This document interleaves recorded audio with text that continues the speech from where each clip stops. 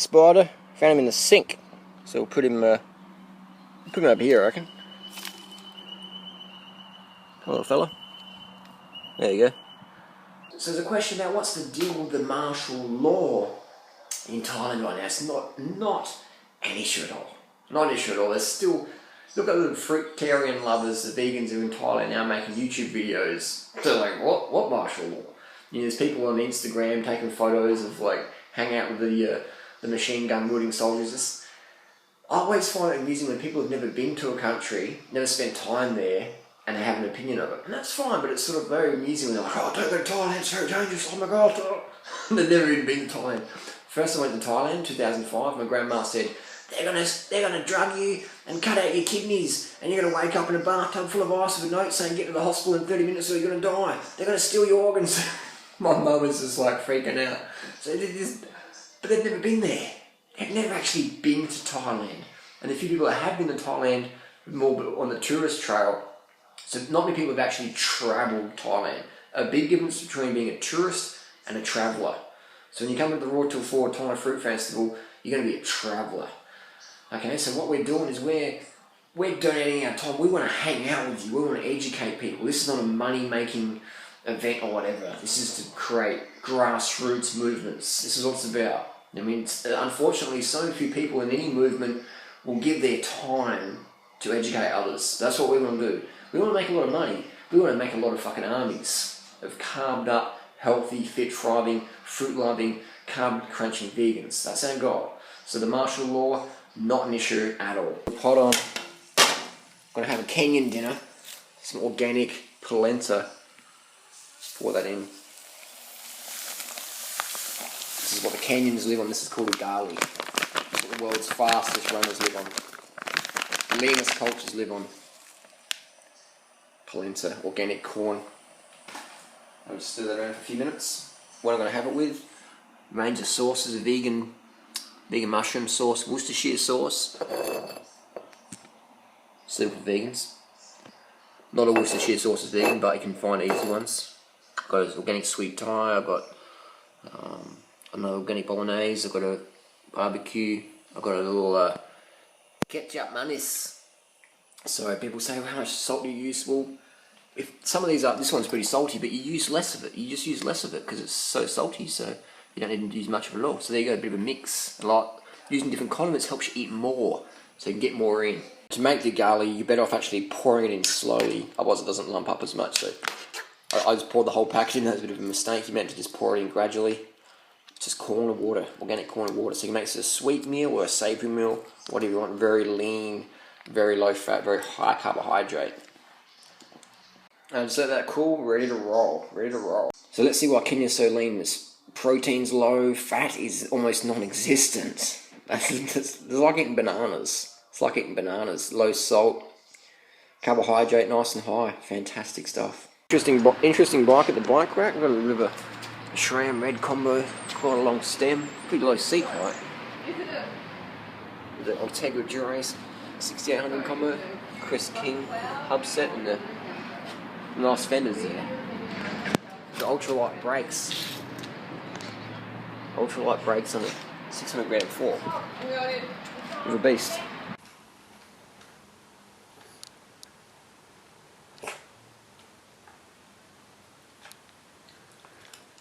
Go little Figsy, hey? Go little Figsy dog. Yeah, Figsy. POV. Little Figsy snorts. Yeah, Figsy. Come on.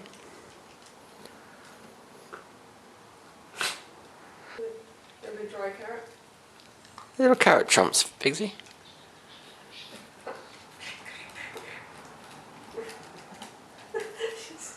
She's so awkward. Poor little awkward dear. Oh, it's too late for dinner now.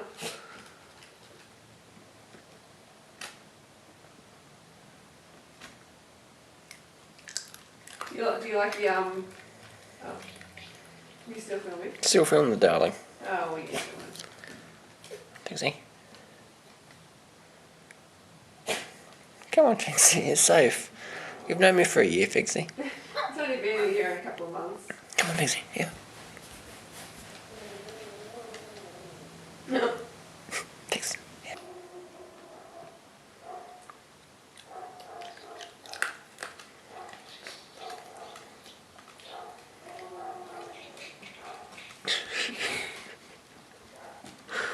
Little scavenger dog, Pixie. What are you looking for? Australian jackfruit here, local, $130 US, and this will serve one person because it's mostly just. And that's me, that person. And me. It's mostly just this. You throw this away and the seeds away, so you get the orange bits there. That's the jackfruit. So that's what you eat here. So you eat the orange bits. So that's $130. Local Australian produce, affordable for any family.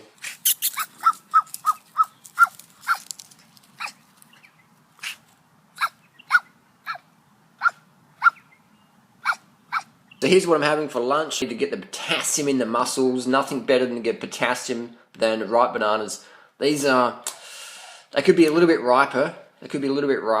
But they're good enough. And they've got a cup of coconut sugar here. Boom. And we'll put these bananas in. Let's do it.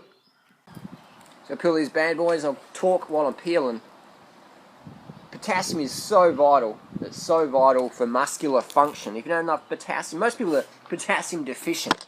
Most people are potassium deficient in Australia and the US because eating so much salt. All that salt just flushes your potassium out, and just you can just see it in people's bodies, just bloated from excess salt and not enough muscle contraction to really power. People might be good for 1 minute and then like even the guys in the gym, they're good for like 1 rep and then bam, they're done. Or they need some pre-workout pre-workout powders people take. Crazy stuff. So these bananas are just, there's a little bit they could wait, but that's all I got. In Australia, you got to go what you got because that's how it is. But I'm grateful. So bananas are just the best fuel. Ripe bananas, that potassium. Like, I went out to ride this morning, and I train with a power meter. I like to be objective, right? And I could just tell that I wasn't really hitting my wattages that well. And I've carved up, but I knew there's not enough potassium in the system. So, needed another banana meal to top that up. So we'll get these bananas in. What I might do is I might blend this jug up and then be able to ram in the... how many bananas are we up to anyway? Was it close to 20, wasn't it? 18 to 22 or something like that. Either way, just ram that fucking jug full. Put in a cup of sugar if you want. The sugar's optional. If you're in Thailand or US and your bananas are really sweet, then you don't need to add the sugar. But if you're in Australia and your bananas taste like green potatoes, then you might have to add a little bit of sugar. It's just your choice. Sweeten to taste. Sweeten to taste. For me, that's a cup of sugar when I'm in Australia generally. Because the bananas here, they're pretty low quality compared to what you get in the US. Because we don't have that fruit growing culture in Australia like we do in the US. All the Colombians and Ecuadorians and stuff, we don't really have that much here. It's unusual. Most farmers in Australia just grow absolute rubbish. And people don't really have contrast, so they can't really demand better quality, can they? Unfortunately, so do what you can do. Do what you can do. Let's blend this bad boy up. This is a magic touch. You can see this. I call this the Duran Rider squeeze. Get the fist in there. Push it in. Push it in. That's what we're talking about, baby. People go, you can't put 20 bananas in a Vitamix jug. Yes, you fucking can. Use the fist of fury. So what we do to wind down, what I recommend we do is you just put one little light on here. We turn that big light off. So it helps us wind down. You want to wind down before you go to bed. So try and turn off as much blue light electricity as possible. So a little bit of light on, a little less. And that's how you wind down. Avoid having the lights blasting you at night time. It helps you produce better hormones. Better hormones is more leanness. Okay, so turn off the lights to get leaner. Alright, so we're just looking at that Secret Eaters video and how they were talking about, oh man, you're heavy. It's all muscle. Cut back on the bananas, will you? It's all muscle. And we're talking about how, they focus on the calories. They're like, oh, it's too many calories. Mm-hmm. Even though it's a source of calories, it's where the calories come from. They're coming from animal fat and junk like that. It's not, calories aren't calories. They aren't. You put someone on a diet of 3,000 calories of like butter and animal products and, food like that, and then you put them on 3,000 calories of fruits and veggies. Big difference. Of course they're going to look different. They're definitely going to look different. Calories, not calories. What they do is they teach you that calories are calories. Even Doug says calories, but it's not. It's how your body metabolizes different calories. The carbohydrate, fat, and protein calories all metabolize differently. Yeah. Fat and protein gives you insulin levels high. That's why people who eat a lot of fat and protein are heavy. And when you go to Kenya and Thailand, everyone's eating rice, corn, bananas, they're slim because they have low insulin. Yeah. Judge by results, not by theory. Calories are not calories because they metabolize differently in your body. End of fucking day. That's why we can eat so much and stay so slim. What couples do you honestly know that eat as much as us at a restaurant? Bingo. Bingo. Low I mean, insulin. even the restaurant, the owners, have to come out and look at us. The chefs. They're like, whoa, these people are eating so much. You want to eat low insulin spiking foods. Yeah. God, Low insulin levels. so heavy, the legs are breaking. The legs are breaking. Do a flick.